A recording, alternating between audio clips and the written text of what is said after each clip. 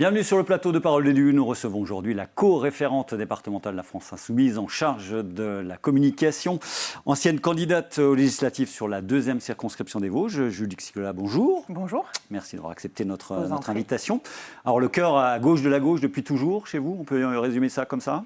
Oui, effectivement. Quand j'étais étudiante, j'étais à l'UNEF, j'étais au NPA, j'étais dans toutes les luttes étudiantes. Donc oui, effectivement. Donc je pense que chez moi, c'est quelque chose qui est ancré depuis longtemps et qui va rester comme ça pendant encore longtemps. Alors, petite précision sémantique, c'est important, parce que vous savez que les mots ont de l'importance. On va rappeler ce que c'est que l'extrême gauche au sens des politologues et du Conseil d'État, selon les politologues. Donc, c'est le rejet de la démocratie libérale, l'abolition du capitalisme par la Révolution, qui pourra mettre en place une société égalitaire. Donc, de fait, LFI n'est pas un parti d'extrême gauche. Effectivement, c'est bien de le reconnaître. Nous, on prône plutôt une révolution par les urnes, donc une révolution citoyenne. Avec une 6e République, c'est le but ultime. C'est toujours l'ADN du parti à l'heure où on se parle. C'est toujours ce qu'on veut, c'est toujours ce qu'on souhaite et c'est toujours ce qui nous paraît nécessaire en effet. Bon, on va venir au factuel, c'est l'analyse de la situation au niveau national, ce budget enfin adopté, a-t-on entendu de la part de la plupart des commentateurs. Qu'est-ce que vous en pensez, alors déjà d'être passé par le 49.3, que cette motion de censure qui n'a donc pas été adoptée puisque le PS a finalement renoncé. Qu'est-ce que vous faites comme tableau à l'heure où on se parle ? Disons que depuis 8 ans, presque maintenant, on est habitué au 49.3 répétitif. Alors, dans le premier mandat d'Emmanuel Macron, on était plutôt sur des Playmobil qui votaient en cadence toutes les lois qui se présentaient à eux, puisqu'il y avait plus de 300... Je crois qu'ils étaient 370 députés macronistes et donc effectivement il n'y avait plus de débat à l'Assemblée et tout était enregistré comme ça sans débat et nous quand on criait un peu c'était déjà ouh là ils sont en train de crier. Donc pour vous la majorité absolue dans un Parlement c'est une mauvaise chose parce qu'on voit quand même que la majorité relative mène à des impasses. Oui ça mène à des impasses mais ça mène quand même, je pense qu'il est important que dans des assemblées on débatte et là on débattait plus. Donc là maintenant qu'on essaye de débattre ils font des 49.3. Donc en fait, au final, on n'a jamais débat. Donc non, on ne peut pas être satisfait. On ne peut pas se satisfaire d'une assemblée où il n'y a plus de débat et où effectivement, dans un premier temps, sur le budget Barnier, on avait réussi quand même à faire adopter 155 amendements qui nous permettaient d'avoir un budget un petit peu plus NFP compatible et qui nous permettaient en plus, cerise sur le gâteau, d'être en dessous des 3% de déficit qu'on nous demande à l'Union européenne depuis des années.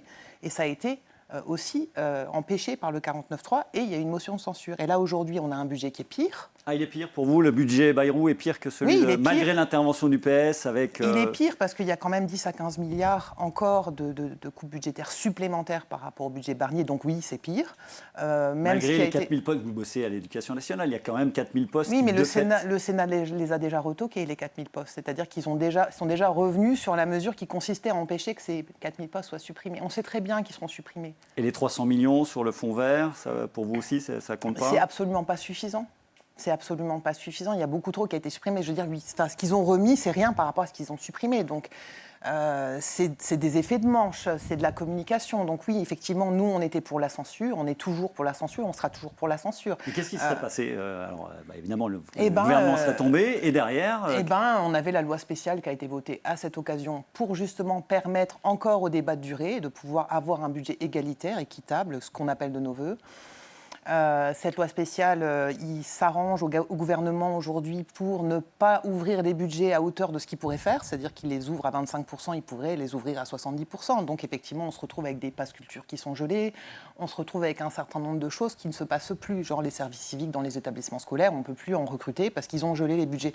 Mais c'est un choix qu'ils font pour faire croire que si on n'avait pas eu de budget, c'était la catastrophe. Alors qu'en réalité, ils pourraient les ouvrir, ces budgets. Bon, ceci étant, les marges de manœuvre sont quand même très, très restreintes aujourd'hui. On est tous conscients, j'imagine, dans ce pays que le déficit ne peut pas être laissé filer comme ça durablement. Donc pourquoi n'ont-ils pas laissé le budget amendé par le NFP passer ? Pour vous, c'était vraiment... il était bien ce budget. Permettait de fonctionner, on avait un déficit réduit en dessous des 3%. Pourquoi ? Puisqu'ils nous cassent la tête tout le temps avec le déficit, que soi-disant ils sont responsables et que nous, on est des affreux dépensiers et qu'on n'arrive à rien. Eh bien, ce budget, il était bien. Et d'un point de vue budgétaire et du déficit, il était parfait, ce budget. Donc pourquoi ne l'ont-ils pas laissé passer ? Alors, on va faire un petit peu de fiction. Si le gouvernement était tombé, vous auriez de nouveau essayé de placer Lucie Castet à Matignon. Évidemment. On attend simplement que le président fasse ce qu'il est censé faire, à savoir nommer la Première ministre désignée par le groupe arrivé en tête aux élections législatives. C'est ce qu'on attend encore. On sait qu'il ne le fera pas parce qu'on n'est plus dans un régime totalement démocratique aujourd'hui. On sait qu'il ne le fera pas parce que ça ne l'arrange pas, parce qu'il ne veut pas qu'on puisse mettre en place des choses de gauche, surtout pas. Parce que M. Macron a été placé là. Pour moi, il n'avait jamais été élu avant. Et que s'il a été placé là, c'est parce qu'il y avait des intérêts des puissants et du capital qui avaient intérêt à ce que M. Macron soit là. Et qu'aujourd'hui... on se rend compte que le capital, ce qu'ils veulent surtout pas, c'est que la gauche arrive au pouvoir, d'une manière ou d'une autre. Donc tout est fait pour que ça ne se passe pas. Alors, y a-t-il un problème aujourd'hui de gouvernance du NFP ? C'est une question qu'on vous pose très très souvent, avec donc cette initiative du Parti socialiste de se désarrimer un petit peu de cette alliance. Est-ce qu'aujourd'hui, pour vous, le NFP est mort et enterré, ou est-ce que c'est circonstanciel et qu'on pourra raccrocher un petit peu les morceaux de tout cela ? Écoutez, nous, on pense. Alors, on est au niveau du département et même là, actuellement, tous les collectifs NFP de France et de Navarre vont se réunir prochainement à Paris pour pouvoir justement évoquer tous ces sujets et puis débattre de tous ces problèmes qu'on rencontre. Mais on se rend compte que sur le terrain, les militants du NFP et des NFP, des collectifs, sont toujours en lien, on est toujours en débat, on est toujours en lien ensemble et ça se passe bien. Donc aussi bien des socialistes, des communistes, des écologistes que des membres de LFI. Je veux dire, et puis des syndicalistes et des associatifs, des citoyens, non encartés nulle part, mais qui s'intéressent à l'avenir du pays. Ça, c'est la réalité locale, j'ai envie de dire, mais il faut quand même que ça se passe aussi au niveau national. Mais il va falloir qu'au niveau national, ils comprennent. Il va falloir qu'ils comprennent que nous, au niveau local, on compte aussi. Et que ce qui se passe dans les localités, et notamment ici dans les Vosges, où on n'est quand même pas dans un secteur où on peut trop se permettre de se diviser, faut dire les choses comme elles sont. On va y venir sur la situation particulière. Non, mais je veux dire, il faut qu'ils entendent ça. Il y a plein d'endroits. Il y a des endroits où on peut gagner, même en faisant 4 listes. Ça va aller tout seul. Mais il y a des endroits où on ne peut pas.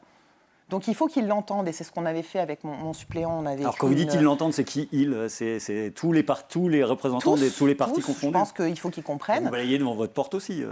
Tout à fait. Mais nous, en fait, ce qu'on avait fait avec mon suppléant, c'est qu'on avait écrit une lettre ouverte aux partis pour leur expliquer justement notre désir à nous de rester tous unis et notre besoin et notre nécessité de rester tous unis pour notre secteur, notre circonscription, mais au-delà, notre circonscription de Saint-Dié, le département dans son ensemble, en fait.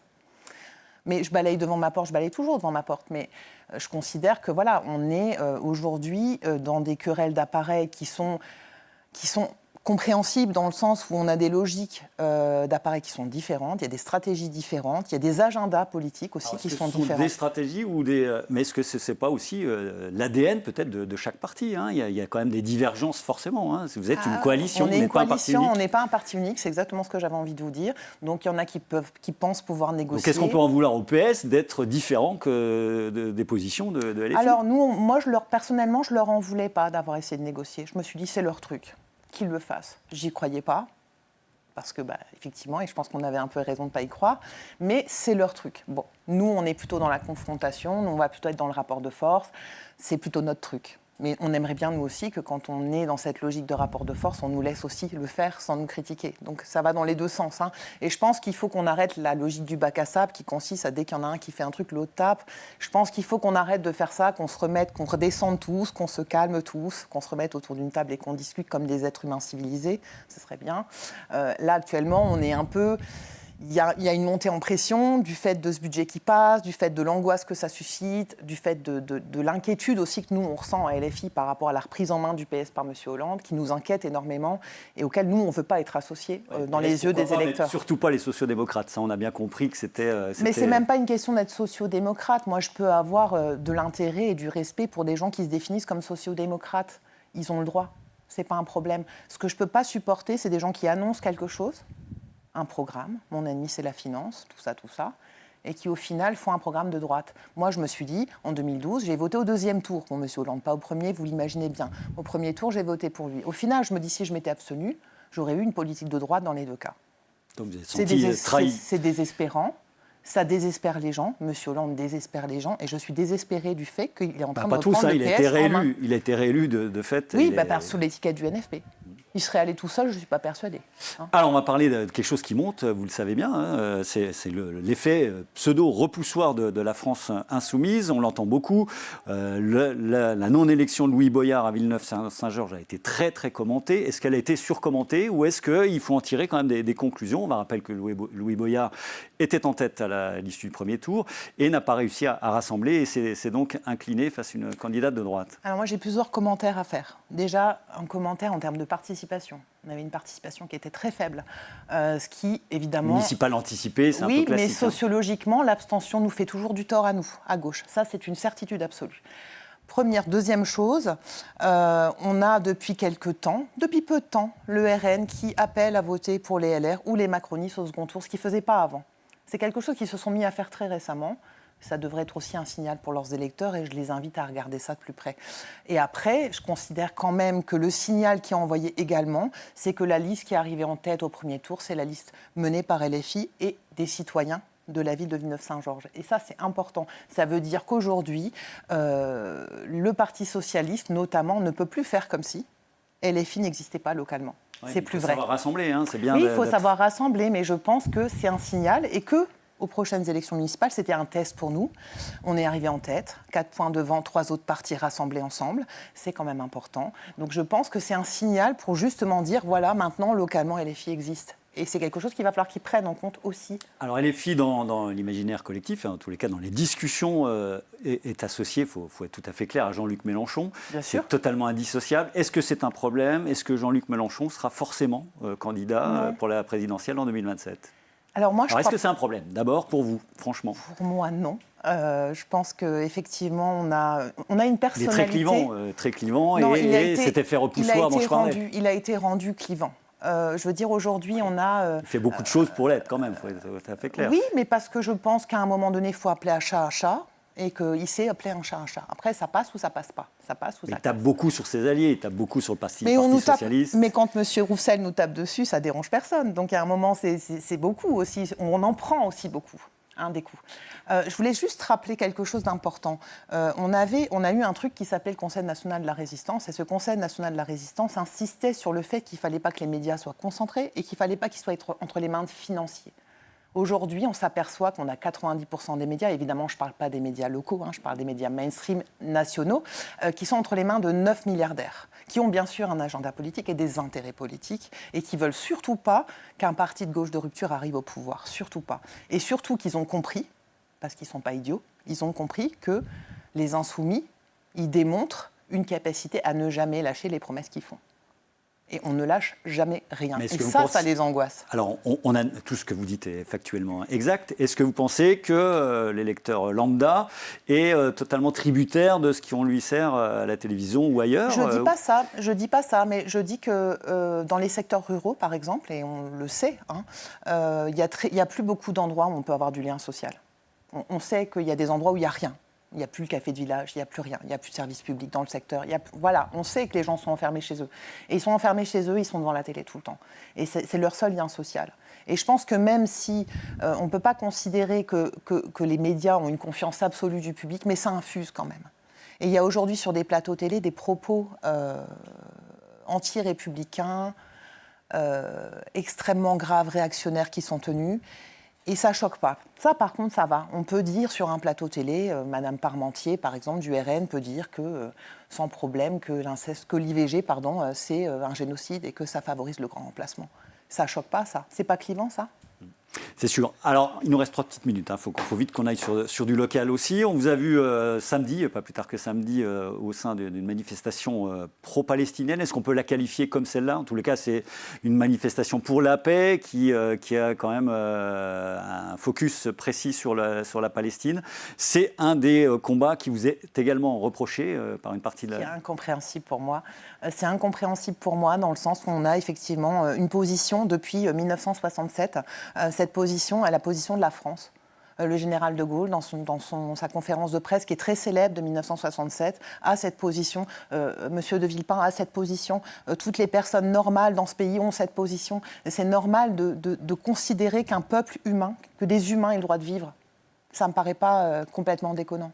Depuis 1948, c'est comme ça. Ceci étant, ce qui est quand même un clin d'œil terrible par rapport à l'histoire contemporaine. On a l'impression que le Rassemblement national est devenu pro-israélien et que la gauche ou l'extrême gauche est devenue pro-palestinienne. C'est quand même terrible par rapport à l'histoire récente, j'ai envie de dire. Oui, mais nous, on a toujours eu une position pour la solution à deux États et pour le droit aux deux peuples de vivre en sécurité et de pouvoir s'autodéterminer. Et que tous les peuples aient les mêmes droits, les deux peuples aient les mêmes droits. Et ça a toujours été notre position à gauche. Ça n'a pas changé, hein. Alors la gauche n'a jamais été aussi faible dans les Vosges, aucun candidat au deuxième tour alors qu'elle était rassemblée dans les 4 circonscriptions, vous êtes bien placé pour le savoir. Vous et quelques autres tentez aujourd'hui de repartir au combat en maillant le territoire, on va voir quelques images, on était avec vous du côté de Dompierre. On a le sentiment que le RN a gagné, alors durablement ou pas, ça faudra le voir, la bataille de la ruralité. Quels sont les objectifs? Il nous reste moins d'une minute, quels sont les objectifs aujourd'hui pour que dans les Vosges, la gauche se fasse de nouveau entendre? L'idée c'est de construire une association, un collectif du NFP dans les Vosges, qui soit structuré, qui soit maillé, qui maille tout le territoire. Et c'est pour ça qu'on s'est lié en fait toutes les circonscriptions et qu'on s'est débrouillé pour aller partout. Est-ce que les sous-familles jouent le jeu, clairement? De la gauche, hein, j'entends bien évidemment. Disons qu'on a des familles politiques qui sont plus représentées que d'autres, hein, ça c'est sûr, mais on a aussi beaucoup de syndicalistes et beaucoup d'associations qui nous soutiennent, donc ça c'est super important. Et beaucoup de citoyens non encartés aussi, et c'est important parce que nous, l'objectif c'est quand même de faire en sorte que l'union populaire ce soit pas un vain mot et que ce soit une réalité, c'est-à-dire qu'on aille chercher les gens. Et moi, on m'a remercié souvent, on m'a dit lâchez rien, restez là, faites le boulot et surtout lâchez rien. Et ça, je tiens à le faire. Alors, votre regard, évidemment, sur le travail du nouveau député de votre circonscription, Gaëtan Dussaucer, député Rassemblement National, quelques mois après, en quelques mots, comment vous jugez son action? Il a promis d'être présent, est-ce que vous le voyez chez vous? Non. J'ai appris ce matin qu'il avait fait partie du syndicat étudiant d'extrême droite, la Cocarde. Je l'ai lu ce matin dans un article de Mediapart, pour information. Donc j'étais un peu choquée parce que c'est quand même un syndicat extrêmement violent d'extrême droite. Sinon, pour ce qui est des votes de M. Dussaucer, il vote le doigt sur la couture du pantalon avec le reste des députés RN contre l'augmentation du SMIC, contre le gel des loyers, contre l'écologie, contre un certain nombre de choses. Travail à l'Assemblée et sur le terrain. Mais je sais pas, je le vois pas, moi. Sur la deuxième. Je pourrais pas vous dire. Mais en tout cas, ils appliquent en fait le programme ultralibéral et réactionnaire sur lequel finalement qui avait été expliqué par M. Bardella. Donc on n'est pas tellement surpris. Et c'est pas du tout quelqu'un qui défend les intérêts des travailleurs et des travailleurs du territoire et des précaires du territoire. Ça c'est sûr. Mais de personne d'ailleurs.